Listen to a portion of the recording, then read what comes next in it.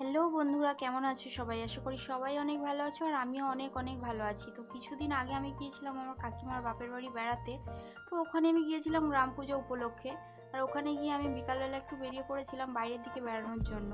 তো দেখো এখানকার গাছপালা পরিবেশ কত সুন্দর ছিল। আর আমি যখন ক্যামেরা করছিলাম একটা ছেলে আমার দিকে তাকিয়ে তাকিয়ে যাচ্ছিল। আর আমি যখন দেখলাম, তো দেখো তারপর সন্ধ্যাবেলা আমি আর মৌমিতা চলে এসেছিলাম পুজো দেখার জন্য। তো এখানে এসে দেখলাম মেলা বসেছে। আর দেখো এখানে এখন পুজোর জন্য সবকিছু গোছগাছ চলছিল, যেহেতু পুজোটা অনেক রাতের বেলা হয় তাই এখন থেকে সবকিছু গুছিয়ে রাখা হচ্ছিল।